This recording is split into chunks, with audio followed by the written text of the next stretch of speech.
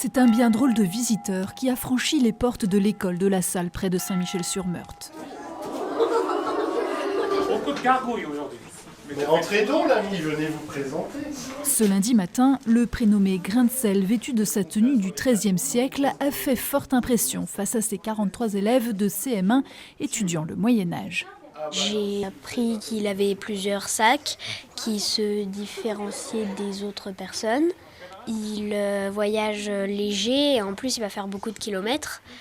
Donc je trouve que c'est assez courageux. Les 3 pompons indiquaient que ce voyageur partait en pèlerinage à Compostelle.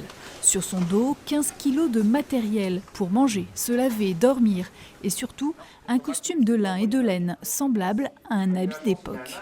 C'est un pèlerin riche parce que plus on a de tissu, plus on a d'argent. C'est pour ça que cette année j'ai choisi quelque chose de plus long.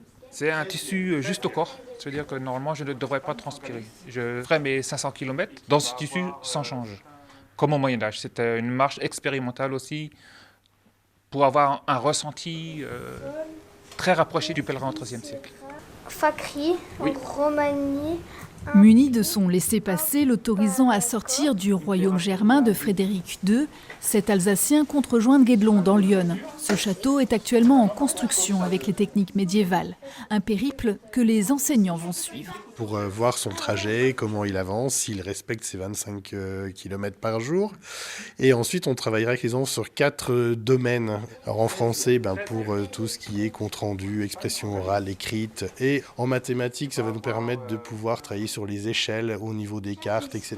Là, ça correspond aux unités. D'ailleurs, ils ont commencé à étudier les nombres cisterciens. C'est des chiffres qu'on utilisait du Moyen-Âge par les moines pour numéroter des livres.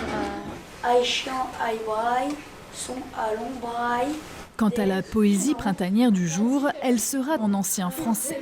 De quoi pour ces élèves qui ont visité Guédelon l'an dernier repartir 8 siècles plus tôt et pour cette classe de faire la différence entre les légendes médiévales et les vérités historiques. Départ prévu pour Grain de sel le 3 avril, une aventure à suivre sur les réseaux sociaux.